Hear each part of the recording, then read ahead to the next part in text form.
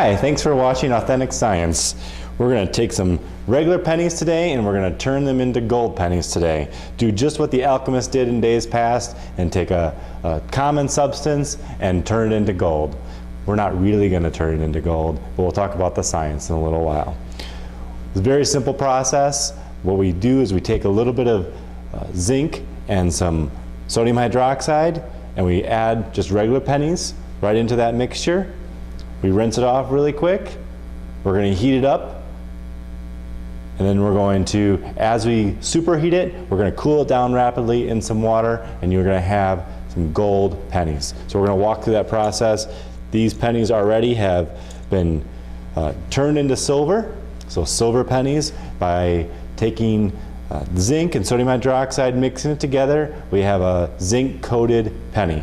We're going to rinse that off in a little bit of water, and then we're going to take a regular Bunsen burner.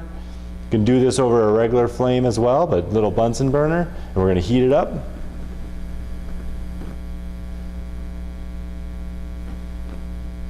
Takes years of experience to know exactly when the right moment is.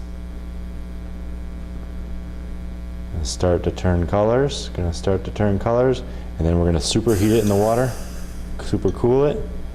It's going to come out super shiny. There you go. We got gold penny.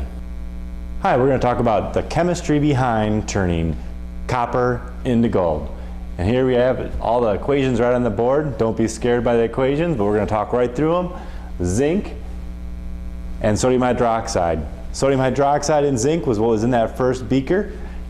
The sodium hydroxide is a super strong base. It reacts with that zinc and turns it into an ion. Similar to, say, you put sodium chloride, which is everyday salt, you put that into a little bit of water and it dissolves into sodium ions and chloride ions. Same thing is going on here with the zinc. The zinc mixes with that hydroxide and turns into zinc ions, and the hydroxide ions are still there.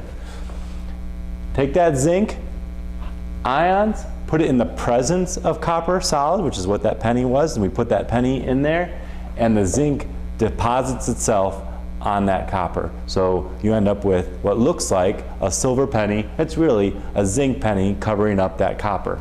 So you have zinc, you have copper, and you mix them together by heating them up, zinc, copper, and you get a zinc-copper alloy. The zinc and the copper together form an alloy, and that alloy is brass. And that's the chemistry behind turning copper into gold.